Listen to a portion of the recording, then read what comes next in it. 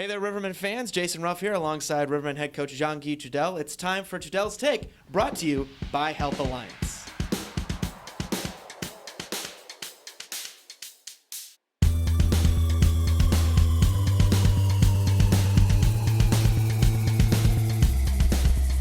Welcome back now, week 2, episode 3 of Trudel's Take. Jean-Guy coming off a home sweep to start off the season. I don't think you could ask for a better start to your 40th year here in Peoria. No, it was great, and we talked about it. I think Friday and Saturday was more of a reunion of getting all the fans and family back together, and everybody at the Civic Center. We had a lot of fun. The boys played great on Friday. I think a lot of it was adrenaline. A big home opener for us, and everything went well. And then Saturday, we could see we have big bodies, so the legs were heavy and the bodies were sore. A lot of guys haven't played in 18 months, but we pulled through. We had great goaltending again by both Eric Levine and Jack Barry, and the boys did what they had to do at the end of the game there to pull one off on Saturday also. So we can't ask for better. Sweep at home, and we know we want to be a hard team to play against at home, and we did just that. Looking at Friday's game real briefly, 2 goals in the first 5 minutes of action. It just is so easy to get the ball rolling and have things avalanche when you have that much success in so short a time span just to start things off. Yeah, it is, and that's why you want to take the lead. I mean, you play a lot differently when you're from behind or ahead, and they start taking a few chances. We popped a few more, and then but I don't think that game was really what the score said. Eric Levine came out with probably I'd say 8 to 10 grade A scoring chances they had in the second period. I think they came back. They had their travel in their legs. They got rid of that. They came back hard. And for us, we got a few more lucky ones, but I think the first period saved us. We took the lead. It's a lot easier playing that way. We felt a lot of confidence too with Eric in the back, knowing that he made big save after big save, so guys can go a little bit more offensively and feel comfortable. Eric Levine, 35 saves, certainly saved you guys, as you said, down the stretch, made a couple of big-time stops, had one scramble that I'm still trying to figure out how he kept that puck out, and I've watched the replay like 3 or 4 different times as well. You mentioned he kind of like is fine wine. He gets better with age. What specifically do you think is better in his game now than when you last saw him in 1920? Yeah, I think I spoke about it. I had Eric for a long time now. I think, I don't know, since when, 15, 16? Thereabouts, yeah. And I think it's more, it's not his game, it's more his mental. I think it's his mental preparation. I think he's calmer. He can control his emotions a lot better, and I think that comes a long way as a hockey player. We always say it's easy to teach players that can control themselves emotionally. If you don't, you get in trouble in hockey. I think that's what happened to Eric in his early years, and now he's just such in control of his own self that he can prepare the right way and focus on absolutely every shot and do the right thing in every situation. So I think it's more emotionally that he got a lot better, and also pro hockey, they call it experience for a reason. I mean, after a few years, nothing phases you anymore. You've seen it all. You gave back goals. You made great saves. So I don't think he gets too high or too low. He just, does what he has to do, a task at hand, gets his body ready. We always talk about 2 things. He activates his body and his mind before a game, and he focuses on task at hand, and he does it really well. Of course, I think the biggest surprise, not only on Friday night's game, but the whole weekend, was how impactful the newcomers were. Tanner Hildebrand, Mike Laidley, Matthew Clouche, just to name 3 that stand out just off the top of my mind. How surprising was it to see all those new faces contribute right away like that? Well, it was nice. A lot of them have been with us for 2 weeks now, so a lot of the details and structure, and they got it. But a guy like Hildebrand that came in day of and just stepped in, and I think again that's the adrenaline kind of pushing. He was actually supposed to go to Macon also, so I think he had a little little fire in him to show them that they should have grabbed him. So for me, it's just I'm just happy no matter who scores or who does well. For me, when you win, everybody does well. So I don't care if you're an Alex Basie that doesn't get the credit, but he played physical all that game. So pretty much everybody had their say in that big 6-0 win. Now, meanwhile, on the other side of the ledger, Saturday's game much different. Following a 6-0 victory, a little bit of a dogfight, scoreless first period. It's kind of a punch-counter-punch game. How beneficial do you think that will be for this team's psyche to be tested like that down the stretch?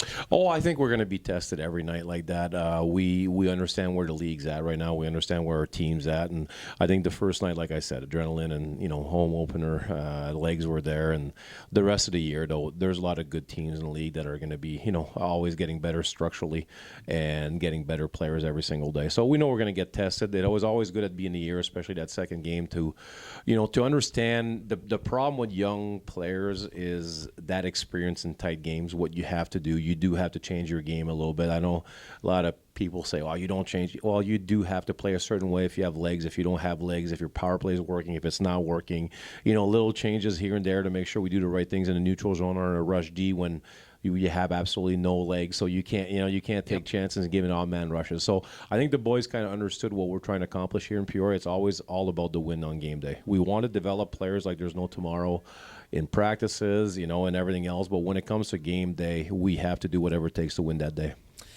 4 points is 4 points no matter what you look at it. But when you and I were talking a little bit earlier this morning before we came on the show, you said something that was very impactful. I think you said it's not about winning, it's about how you win. How did you think your team did these last two games, and what do you think is the next big improvement step for the squad? Consistency, and I think conditioning, to be honest with you. Those are probably the two C's that I would look at right now. We have players that didn't play in 18 months, and getting back those winning habits are hard to get. I think Friday we had them because of the energy and I think the adrenaline. On Saturday, I think we got back to the team we are right now.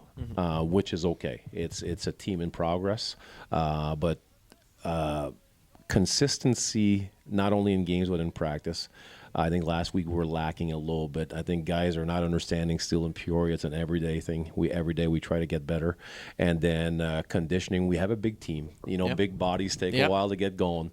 So I think the conditioning is going to be another big part of the next 2-3 weeks to make sure that at the end of the games we still have legs and we can do the right things, because once your brain leaves you, and your legs leave you, it's hard to play the game. And like me, once the legs are gone, the brain starts going, and then the habits and the details are not quite in the game the way we want. But we'll get there. It's a work in progress, but I love my team. Like I said, it's just good people that want to get better.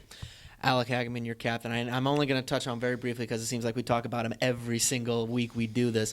But had 3 points this last weekend, a goal and 2 assists. He's now at 275 regular season points in the Southern Professional Hockey League. He's keying in on 300 this season. I mean, what can you say about him that hasn't already been said? He's everything for this team: leadership, skills, that NHL mentality that you said. But what do you think is the ceiling for him this year? I think it's really high. I think he's still in the best shape of his life. He takes his craft very seriously. He runs a workout here in the mornings, and I think Alex is going to keep going. He's usually a slow starter, and he was. I thought Friday he played a good game, but I know how good he can be, and I think you can see the winner in him in the third period of the second game. Nobody had legs anymore. The boys were breathing heavy on the bench, and he just took over the game in the third period. It was a man among boys again with that puck, and did what he had to do. Scored the big game winner in front of net on a great rebound, and he's that type of guy. He knows when things are not going as well as we can, and he feels a little bit of the frustration of the coach, and he usually takes over the games after that. So we don't have to tell him much. Yep. He knows when it's time, and that's why he won the cup last year. And all the praises we give him every day, well deserved. He deserves it. To me, I know we're the SPHL, but he's one of the best Rivermen of all time. Just dedicating his body and his mind for 7 years to the pure Rivermen, that's quite an achievement. Certainly so, and the Rivermen are going to need him this coming weekend as you go to Evansville for a one-game series with the Evansville Thunderbolts. 3-1 team. You told me you've been spending 6 hours of cutting film on them. What can you expect going into their barn to play a team that is really feeling themselves right now? Well, we know they're players. We know they're good players. They're all, they have a lot of good players back. Their top 2 centermen, and they're back also. And Plevey played really well, what I saw on tape again. So we know what they have. We know, their weaknesses, their strengths. So we just got to attack their weaknesses and take care of their strengths, and we'll be just fine. But again, it's going to be nice to start to be on the road also. You always want to see what type of team, and I think the road brings out the best or the worst in some hockey teams. Yep. And we'll see after that game what type of team or what do we have to work on.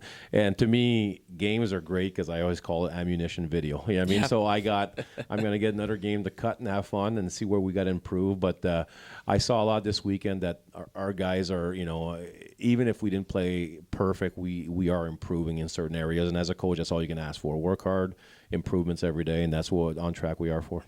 Sounds certainly very promising. Last question for you, Coach, before we let you go. This coming weekend, it's Halloween, October 31st. What was little Jean-Guy's favorite Halloween costume that he put on in his childhood, and what's Halloween going to be like at the Trudel house this year?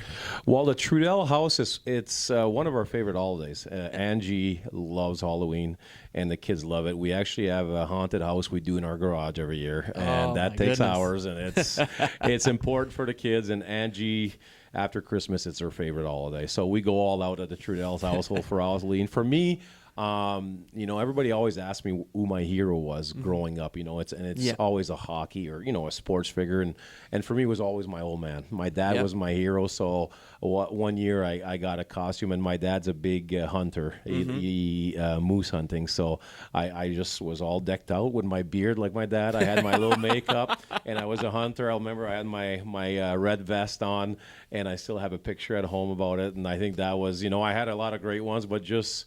I think it was just kind of imitating my hero. That's my old man. So that costume stays with me. And this year, my family, we go all out. Like Angie's not afraid to spend money to get any costume possible. So I love you, babe. But yeah, we're gonna go all out again. The Trudel family is gonna be a lot of fun that Sunday. Oh, I'm sure it will be a blast. Hopefully, you'll be celebrating, be in a good mood following a Rivermen road win on Saturday night. Guy, thanks so much. Let's do it again next week. Thanks, Ruffer. Appreciate it, buddy. This has been Trudel's Take.